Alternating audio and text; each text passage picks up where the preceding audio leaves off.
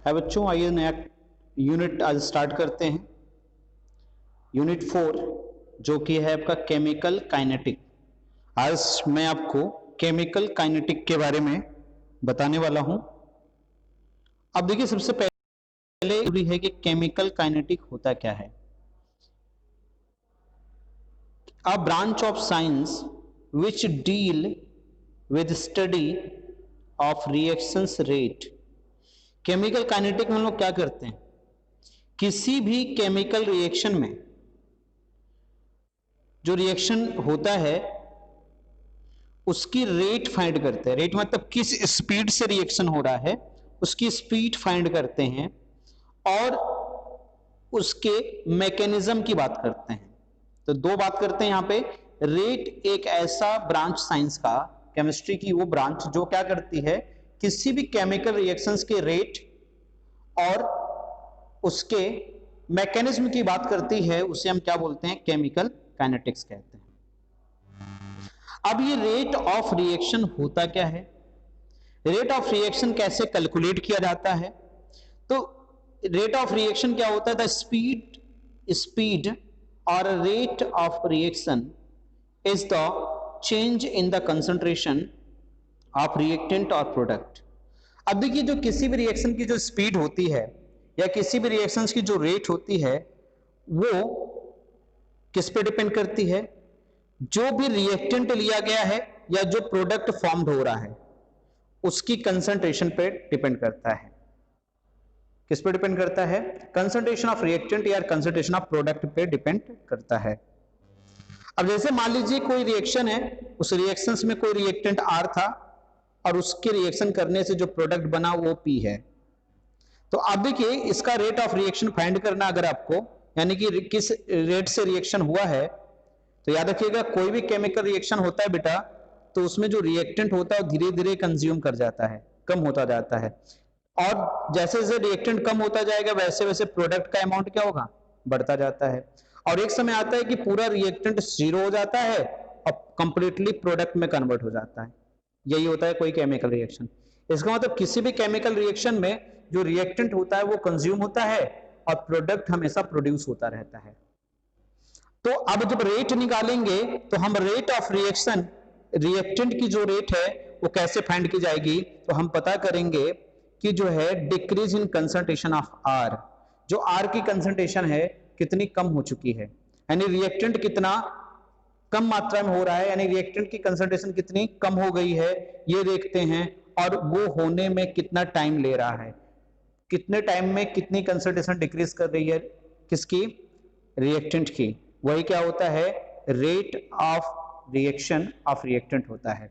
अब इसको हम दूसरी लैंग्वेज में कहें तो मैं ऐसे भी कह सकता हूं, rate of disappearance of reactant कह सकते हैं, क्योंकि रिएक्टेंट हमेशा डिसअपीयर, यानी कि रिएक्टेंट हमेशा कंज्यूम होने लगता है, कम होने लगता है, कम होने लगता है। रिएक्टेंट हमेशा क्या होता है, डिक्रीज कर जाता है। तो डिसअपीयरेंस की रेट हम लोग निकालते हैं, यानी जब रिएक्टेंट की बात करते हैं समझ जाइए कि हम डिसअपीयरेंस, कितना रिएक्टेंट खत्म हो चुका है, हम इसकी बात कर रहे हैं। तो इसका मतलब डिसअपीयरेंस की जो रेट होती है वो इक्वल हो जाती है जो रिएक्टेंट है उसके कंसंट्रेशन में जो चेंज आया है उसके upon change in time. Change of concentration of reactant upon change of time. और रिएक्टेंट क्योंकि डिसअपीयर हो रहा है इसलिए इसको नेगेटिव साइन से दिखाएंगे, ठीक है।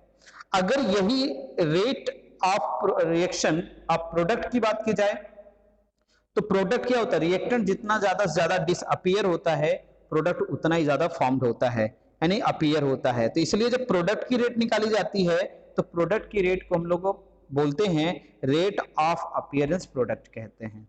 अब अपीयरेंस की रेट दिखानी है तो अपीयरेंस में क्या होगा कि कंसंट्रेशन बढ़ेगी, तो कितनी बढ़ेगी वो रखेंगे, अपॉन कितना टाइम लेगा वो रखेंगे, ठीक है। अब जरा समझिएगा, तो इस तरह से इसको हम लोग प्रोडक्ट, क्योंकि क्या होता है, अपीयर होता है, यानी फॉर्म्ड होता है, इसलिए इसको पॉजिटिव साइन से दिखाते हैं। अब जो कंसंट्रेशन चेंज हो रही है वो डेल्टा P से दिखाएंगे और जो टाइम चेंज हुआ है उसको डेल्टा T से दिखाएंगे, ठीक है। तो ये रेट ऑफ रिएक्शन है। और इसे, ये जो रेट ऑफ रिएक्शन निकाल रहे हैं आप, इसे हम लोग एवरेज रेट भी कहते हैं। क्या बोलते हैं, एवरेज रेट ऑफ रिएक्शन भी कहते हैं। अब यहां पे देखिए जो कैपिटल आपका रेट ऑफ रिएक्शन ये आर था और ये जो पी लिखा हुआ है ये इसे हम बोलते हैं molar concentration of reactant and molar concentration of product. इसका रिएक्टेंट की मोलर कंसंट्रेशन है और ये प्रोडक्ट की मोलर कंसंट्रेशन है। अब यूनिट की बात करें तो याद रखिएगा जो यूनिट होता है रिएक्शंस की यूनिट, ध्यान समझिएगा, अगर आपका रिएक्टेंट जो रिएक्शन है वो लिक्विड स्टेट में हो रहा है तो आप कह सकते हैं मोल पर लीटर, क्योंकि देखिए यहां पे आप कंसंट्रेशन लिख रहे हैं, कंसंट्रेशन की यूनिट होती है मोल पर लीटर और टाइम की यूनिट सेकंड होती है, तो आप लिख सकते हैं मोल पर लीटर पर सेकंड, ये लिख सकते हैं। और अब एक बात समझिएगा, अगर रिएक्शन गैस स्टेट में हो रहा है, मतलब गैस है, तब यहां पे कंसंट्रेशन नहीं मेंशन की जाती बल्कि कंसंट्रेशन की जगह पे प्रेशर मेंशन किया जाता है और प्रेशर की यूनिट होती है एटमॉस्फेयर यानी कि एटीएम। तब हम इसकी यूनिट हम ले लेंगे एटीएम और टाइम की यूनिट ले लेंगे सेकंड, तो हो जाएगा एटीएम पर सेकंड हो जाएगा। समझ में आ गया? अगर रिएक्शन गैसेस स्टेट में हो रहा है तो हम एटीएम पर सेकंड यूनिट लिखेंगे और अगर रिएक्शन लिक्विड स्टेट में हो रहा है तो हम यूनिट क्या लिखेंगे? मोल पर लीटर पर सेकंड। ओके, आगे बढ़ते हैं। अब देखिए यहां पे एक बात है, इंस्टेंटेनियस रेट ऑफ रिएक्शन किसको कहते हैं? इंस्टेंटेनियस मतलब समझ रहे हैं आप? इंस्टेंटेनियस मतलब किसी फिक्स ऑफ टाइम में, किसी पार्टिकुलर टाइम में।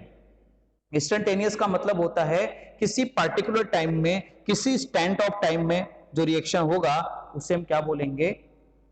इंस्टेंटेनियस रेट ऑफ रिएक्शन कहेंगे। इसका मतलब है कि किसी पर्टिकुलर टाइम पे रिएक्शन की रेट हमको अगर निकालनी है तो इसका मतलब हम उसे क्या बोलते हैं? रेट ऑफ रिएक्शन कहते हैं, इंस्टेंटेनियस रेट ऑफ रिएक्शन कहेंगे। तो याद रखिएगा, the rate change in the concentration, the rate of change in concentration, किस रेट से चेंजेस हो रहे हैं कंसंट्रेशन में any one of the reactant, चाहे वो रिएक्टेंट हो चाहे वो प्रोडक्ट हो, किसी पार्टिकुलर टाइम में, स्टैंड ऑफ टाइम में, किसी पार्टिकुलर टाइम में किसी भी रिएक्टेंट में या किसी भी प्रोडक्ट की कंसंट्रेशन में कितना चेंज आ रहा है, ये क्या होता है? उसका पार्टिकुलर टाइम में बात करेंगे। देखिए किसी पार्टिकुलर टाइम की बात करेंगे तो उसको इंस्टेंटेनियस कहते हैं, याद रखिएगा। और वैसे क्या बोलेंगे? उसको हम लोग एवरेज कहेंगे। तो अभी तो हम जिस रिएक्शन रेट की बात कर रहे थे वो एवरेज है। अगर हम किसी पार्टिकुलर टाइम पे बात करेंगे, किसी फिक्स टाइम पे बात करेंगे तो क्या कहलाएगा आपका? Instantaneous rate of reaction. अब देखिए एवरेज रेट ऑफ रिएक्शन हम लोग कैसे लिखते थे?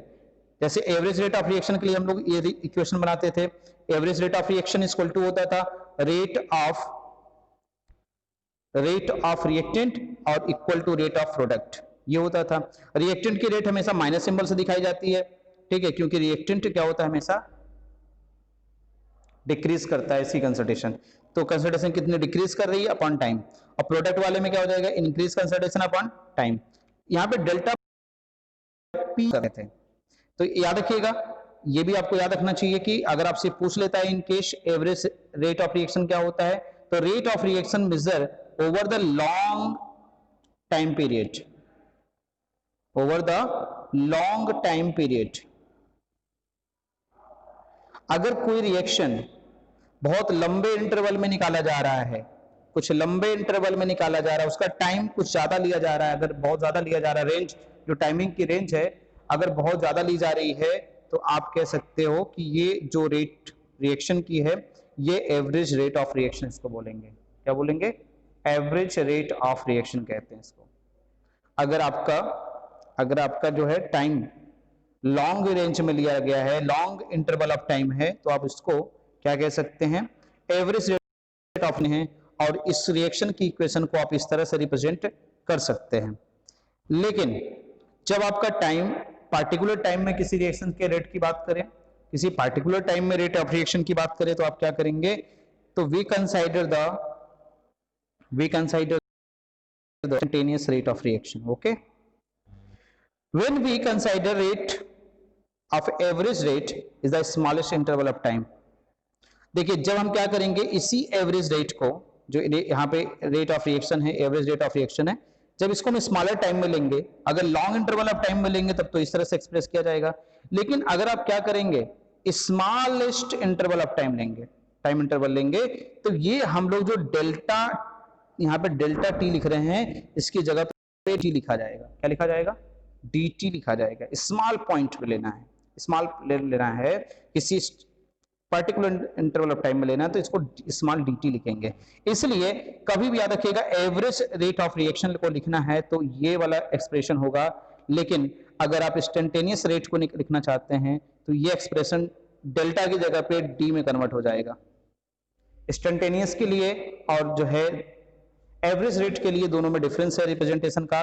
यहाँ पे हम लोग D R upon D T equal to D P upon D T लिखते हैं अगर इंस्टेंटेनियस रेट ऑफ रिएक्शन लिखना है।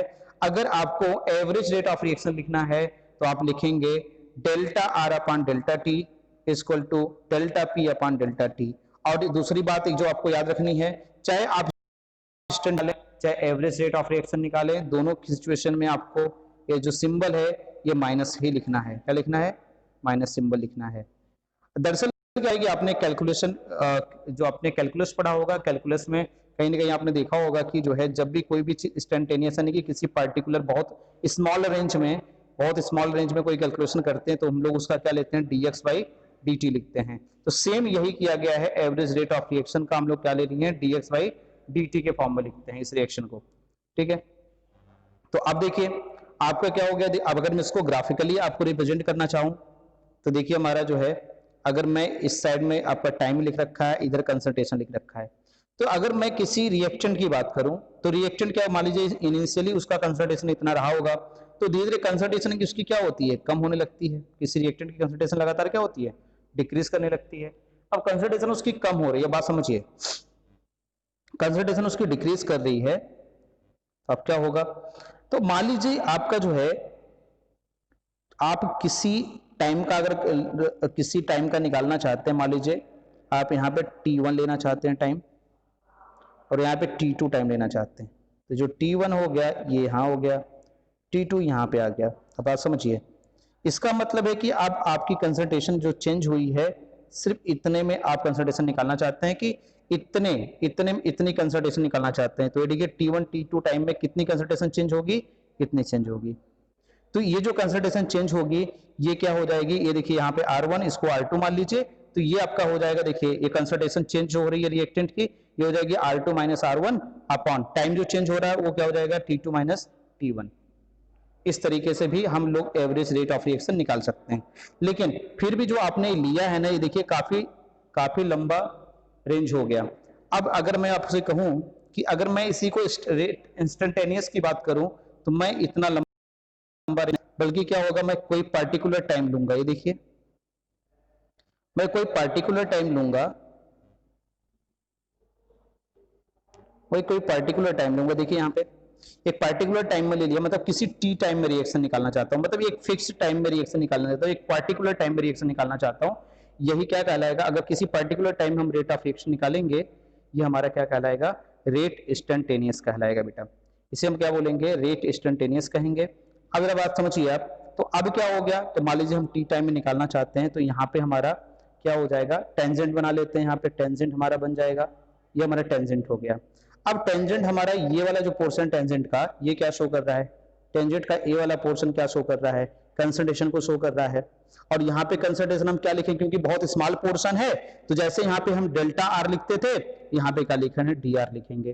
ठीक है, और यहाँ पे हम लोग जो टाइम जो लिखते थे वो यहाँ पे क्या लेते थे, डेल्टा टी लेते थे, लेकिन हमारा को एक फिक्स टाइम हो गया, इंस्टेंटेनियस टाइम हो गया, इसलिए हम टाइम को यहाँ पे डी टी मान लेंगे। ठीक है, तो हमारा रेट इंस्टेंटेनियस क्या हो जाएगा, T R upon D T, ये हमारा रेट इंस्टेंटेनियस हो जाएगा।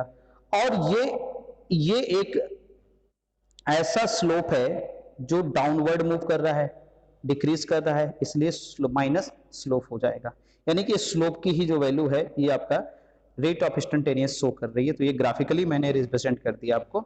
अब देखिए बेटा, मैं आपको एक बात बता दूं कि जैसे कभी कोई केमिकल रिएक्शन लिख करके क्वेश्चन में दे दिया, अब सबसे पहली बात होती है रेट ऑफ रिएक्शन तो निकालना एक अलग चीज है, वो आगे मैं बताऊंगा आपको। लेकिन यहाँ पे अगर मान लीजिए सबसे पहले इक्वेशन को रिप्रेजेंट कैसे करना होगा ये सीखना बहुत जरूरी हो जाता है आपके लिए। तो आप पहले इसका इक्वेशन रिप्रेजेंट करना मेरे से समझ लीजिए, मैं आपको समझा रहा हूँ कि इक्वेशन कैसे रिप्रेजेंट किया जाएगा। सपोज दैट कोई क्वेश्चन ये आपको एग्जांपल में लिख के दे दिया, ये एग्जांपल लिखा पड़ा हुआ है कि मरकरी मर्क्यूरी को क्लोरीन से रिएक्शन कराते हैं तो मर्क्यूरी क्लोराइड बन जाता है। अब इसी रिएक्शन को जो है आपको रिप्रेजेंट करना है, इसका रेट ऑफ रिएक्शन रिप्रेजेंट करना। देखिए मैंने यहाँ रिप्रेजेंट किया है, लेकिन क्या क्यों रिप्रेजेंट किया इस तरह से, पहले इसको समझ लेते हैं। जब देखिए जब आपका क्या हो जाए स्टाइकोमेट्रिक कॉफिशिएंट, अब स्टाइकोमेट्रिक कॉफिशिएंट क्या होता है, किसी भी रिएक्टेंट के बगल में देखिए यहाँ पे लिखा रहता है, यहाँ पे लिखा रहता है, जो नंबर लिखा रहता है वो स्टाइकोमेट्रिक कॉफिशिएंट होता है। तो आप यहाँ देख सकते हैं कि यहाँ पे कोई भी कॉफिशिएंट नहीं लिखे गए हैं। इसका मतलब जब कॉफिशिएंट कुछ ना लिखे जाए तो उसको 1 मान लेना चाहिए। तो इसका मतलब इनका भी कॉफिशिएंट 1, इनका भी 1 और इनका भी 1 है। इसका मतलब पूरे रिएक्शन में कॉफिशिएंट क्या दिख रहा है, से दे रहा है। जब coefficient stoichiometric coefficient of reactant और प्रोडक्ट दोनों के सेम आ जाएं, क्या आ जाए बेटा, सेम आ जाएं, तो तब हम क्या होता है द रेट ऑफ डिसअपीयरेंस, मतलब रिएक्टेंट के डिसअपीयर होने के रेट ऑफ एनी रिएक्टेंट, चाहे कोई भी रिएक्टेंट हो, is same the rate of the appearance of product. मतलब जो रेट डिसअपीयरेंस की होगी रिएक्टेंट के, वही रेट होगी प्रोडक्ट के अपीयर होने की, यानी दोनों इक्वल होंगे, दोनों का रेट बराबर होगा।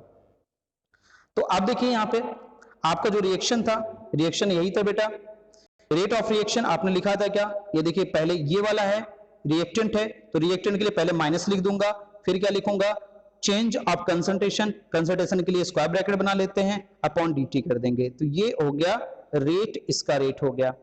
अब देखिए मैंने क्या बोला आपको, किसी सबकी रेट क्या हो जाती है, बराबर होती है जब कॉफिशिएंट सेम हो। तो अब देखिए इसका भी रेट क्या होगा, क्योंकि ये भी रिएक्टेंट है, क्लोरीन भी रिएक्टेंट है, तो इसकी रेट हो जाएगी, पहले माइनस लिखेंगे क्योंकि ये रिएक्टेंट साइड का है, फिर डेल्टा Cl2 लिखेंगे, ठीक है, मतलब क्लोरीन की कंसंट्रेशन में जो चेंजेस होगा अपन dt। फिर अब आ जाइए प्रोडक्ट के साइड में, प्रोडक्ट क्या होता है हमेशा पॉजिटिव साइन से दिखा जाए क्योंकि अपीयर होता है, तो पॉजिटिव साइन लिखा जाएगा, और इसकी कंसंट्रेशन में जो चेंज आ रहा है तो डेल्टा HgCl अपॉन टाइम। तो ये एक्सप्रेशन हो गया जब एफिशिएंट के सेम होंगे। लेकिन एक इक्वेशन ऐसा भी समझ लेते हैं जिसमें कोफिशिएंट डिफरेंट होते हैं। तो देखिए यहाँ पे एक जो रिएक्शन लिखा हुआ है 2HI रिएक्शन है, इससे प्रोडक्ट बन रहा है H2 + I2, इसमें कोफिशिएंट देखिए यहाँ पे क्या दिख रहा है आपको 2, ठीक है, और यहाँ पे कोफिशिएंट कुछ नहीं तो 1 मान लेंगे, यहाँ कोफिशिएंट 1 है, इसका मतलब कोफिशिएंट यहाँ पे रिएक्टेंट और प्रोडक्ट के कोफिशिएंट सेम नहीं है, तो इसका मतलब है कि यहाँ पे क्या कंडीशन होगी, कैसे रिप्रेजेंट करेंगे, ध्यान दीजिए।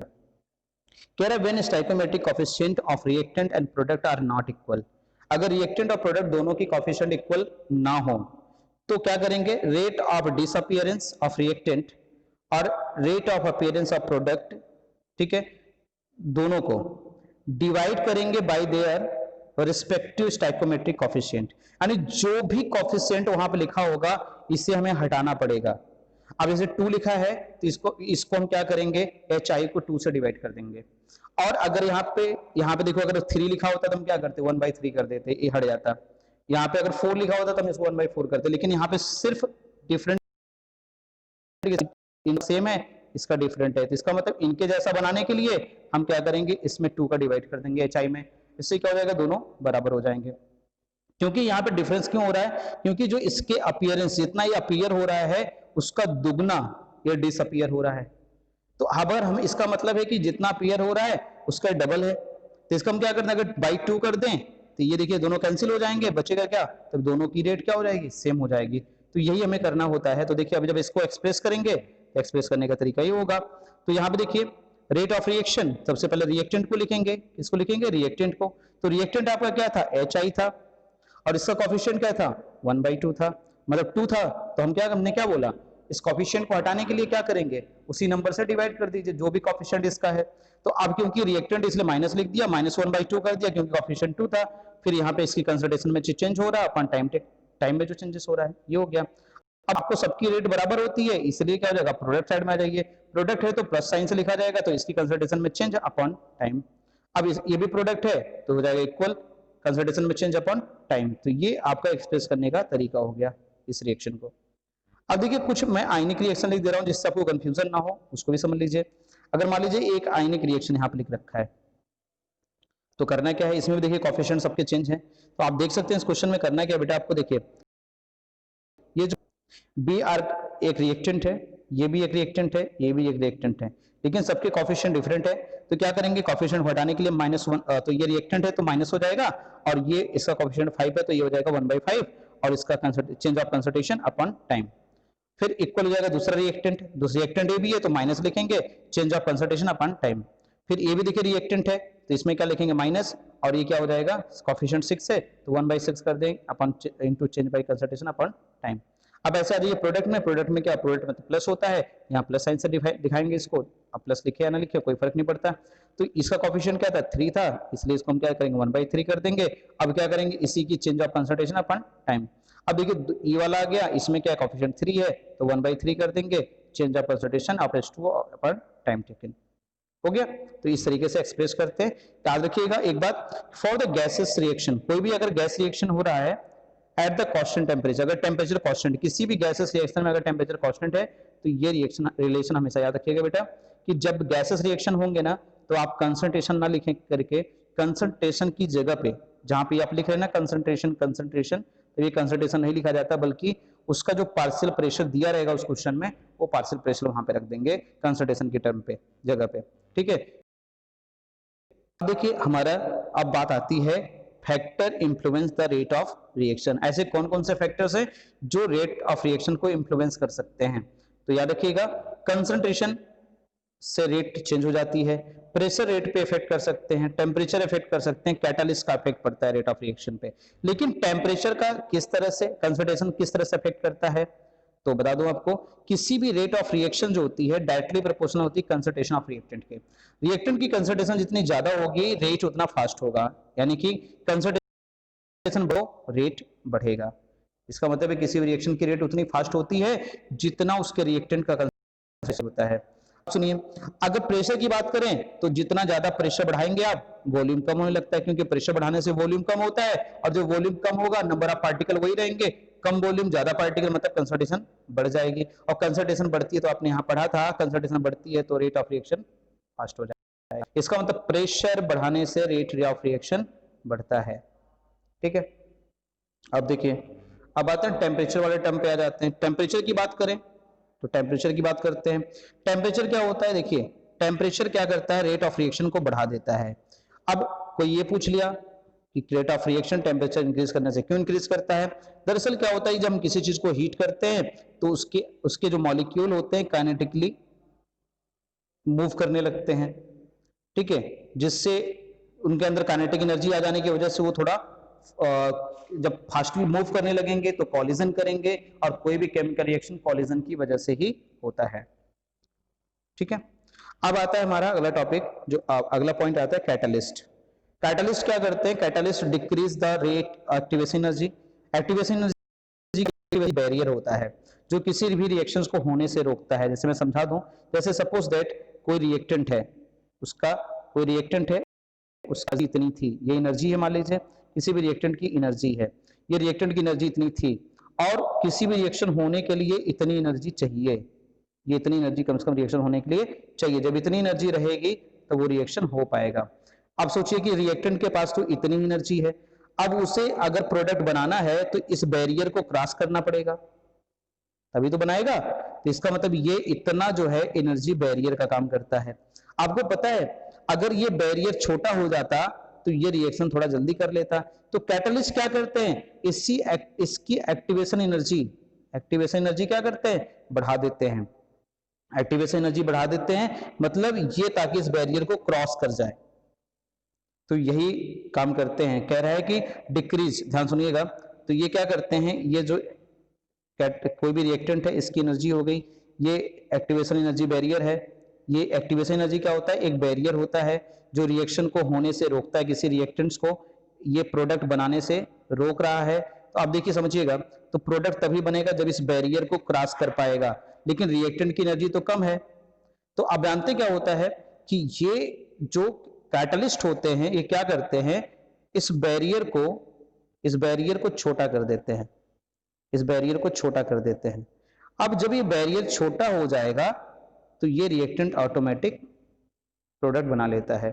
तो कैटलिस्ट का काम यही होता है, जो किसी भी रिएक्शन का जो बैरियर होता है यानी कि जो एक्टिवेशन एनर्जी होती है उसको डिक्रीज कर देते हैं, एक्टिवेशन एनर्जी को डिक्रीज करने का काम करते हैं, जिससे आसानी से प्रोडक्ट बन जाता है।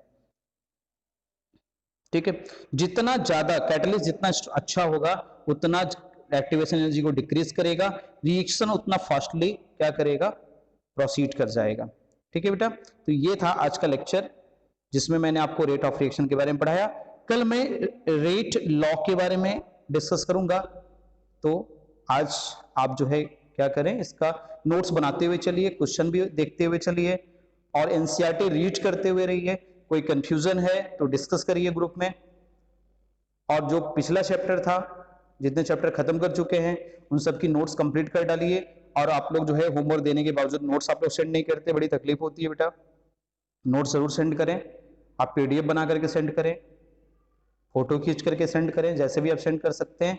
लेकिन आप जो है, जो ऐप है, ऐप के माध्यम से आप नोट्स भेजें जो होमवर्क है, जिससे आपके होमवर्क को चेक किया जा सके। ठीक है, ओके, बेस्ट ऑफ लक।